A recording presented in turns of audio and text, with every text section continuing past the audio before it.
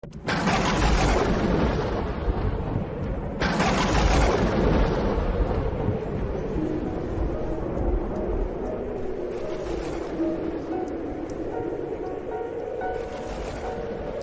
ce temps-là, Pierre se mit à dire à Jésus, « Voici que nous avons tout quitté pour te suivre. » Jésus déclara, « Amen, je vous le dis, nul n'aura quitté à cause de moi et de l'Évangile une maison, des frères et des sœurs, une mère, un père, des enfants ou une terre, sans qu'il reçoive en ce temps déjà le centuple. Maison, frères, sœurs, mère, enfants et terre, avec des persécutions, et dans le monde à venir, la vie éternelle. Beaucoup de premiers seront derniers, et des derniers seront les premiers. » Acclamons la parole de Dieu. Pierre, Saint Pierre, voulait savoir ce qu'il allait lui arriver. J'imagine qu'il pensait qu'il obtiendrait lorsque Jésus triompherait et serait déclaré roi d'Israël. Quelque chose de similaire pensait le reste des apôtres. Nous avons une triste scène de la mère des comiques intercédant auprès de Jésus pour que ses fils magnifiques mais ambitieux soient assis l'un à sa droite et l'autre à sa gauche, premier ministre et peut-être intendant des biens. Jésus leur dit, il dit à Pierre, il leur dit, il nous dit, il y aura bien un prix, il y aura un prix pour celui qui me suit, qu'il ait laissé peu ou beaucoup. Saint Pierre a laissé sa famille, il a laissé son travail. Les autres n'étaient pas mariés comme lui, mais ils ont aussi laissé des choses. Il y aura un prix, et en plus, Jésus dit, sur la terre, et vous serez déplacés 100 fois plus sur la terre. Avez-vous laissé une maison? Vous en aurez 100. Avez-vous laissé la possibilité d'avoir un enfant? Vous en aurez 100. Avez-vous renoncé à la possibilité d'avoir votre propre famille? Vous en aurez 100. Et c'est vrai, j'ai pas 100 maisons. J'en ai des milliers. Elles ne sont pas à moi, elles sont inscrites à mon nom dans aucun registre. C'est une chance parce que je ne dois pas payer d'impôts, mais elles sont à moi. Elles appartiennent à mes enfants qui, j'en suis sûr, m'accueilleraient avec joie dans n'importe laquelle d'entre elles. Je n'ai pas d'enfants, mais ce sont mes enfants et je le répète, je suis sûr qu'ils m'aiment. Je ne sais pas s'il m'aime autant ou plus, mais bien sûr qu'il m'aime beaucoup, et parfois je pense que peut-être plus qu'un fils de mon sang m'a aimé. Et ce n'est pas un cas exceptionnel. Combien de prêtres peuvent en dire autant? Beaucoup, du moins ceux d'entre nous qui, pécheurs comme nous le sommes, ont essayé de transmettre la foi dans le Seigneur, et le message vrai et complet du Seigneur ont reçu au centuple. Sur la terre, je reçois tant de choses, de tant de personnes, tant de choses, de tant de personnes. Si je regarde en arrière et pense à ce que j'ai abandonné quand j'ai renoncé à mon diplôme d'ingénieur et quand j'ai cessé de sortir avec la fille qui me plaisait, qu'est-ce que j'aurais eu? Qu'est-ce que j'aurais eu aujourd'hui? Eh bien, ingénieur à l'époque où le travail ne manquait pas en Espagne, j'aurais peut-être été bien placé et aujourd'hui j'aurais, je ne sais pas combien d'enfants. Eh bien, 2, 3, 4. Et est-ce qu'ils auraient tous bien tourné?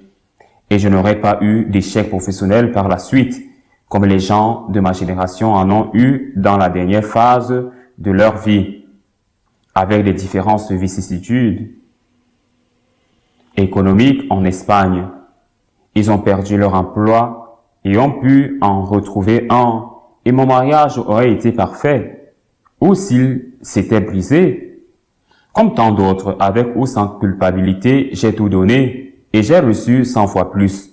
Nous ne devons pas l'oublier parce que le Seigneur tient sa promesse, mais il dit aussi dans l'Évangile deux autres choses que peut-être je n'aime pas tant ou qui ne sont pas si non seulement agréables, mais si populaires.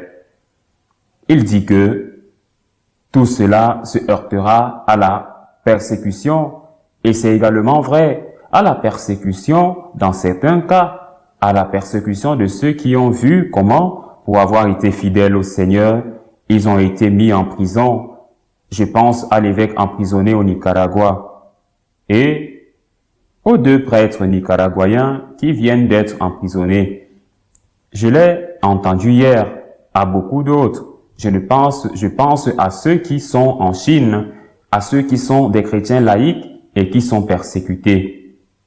Par exemple au Nigeria, mais pas seulement là, dans d'autres pays d'Afrique, avec les persécutions, mais vous êtes avec le Seigneur. Ce n'est pas que vous aimiez être persécuté, être maltraité et critiqué. Ce n'est pas une chose agréable.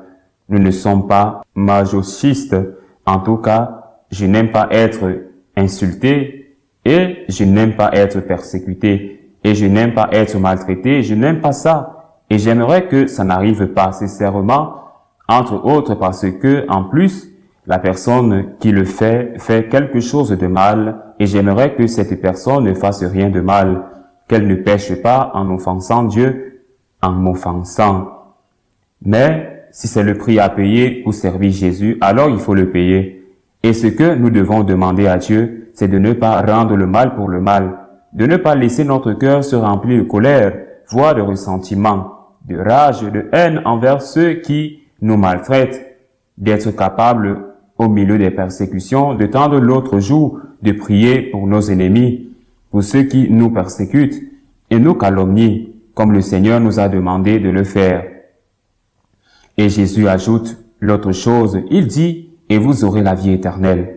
La vie éternelle avec Dieu, est-ce que nous croyons à cela? Est-ce que je crois à la vie éternelle? La vérité, c'est que je crois à la vie éternelle, je crois fermement. Il y a aussi un risque, il y a aussi une incertitude. Jésus est revenu, il est ressuscité. Il est revenu de la tombe et d'autres qu'il était ressuscité et je pense à Lazare. Jésus est ressuscité. Les témoins l'ont vu, ils l'ont touché, ils l'ont entendu, ils l'ont embrassé. Ils sont morts ensuite pour témoigner de ce qu'ils avaient vu et entendu. Il y a la vie éternelle. Mais parfois, vous avez aussi des doutes. Et comme les doutes sont merveilleux, je veux dire, quelle merveilleuse occasion de dire à Jésus, j'ai confiance en toi. J'ai confiance en toi. Jésus qui a dit, crois en Dieu et crois aussi en moi. Croyez en Dieu et croyez aussi en moi. Je suis allé vous préparer une place dans la maison de mon Père. Il y a beaucoup de demeures. Je suis allé vous préparer une place dans ces demeures. Croyez en moi, il y a la vie éternelle. Chaque fois que vous avez des doutes, c'est une occasion merveilleuse de lui dire, je t'aime, j'ai confiance en toi.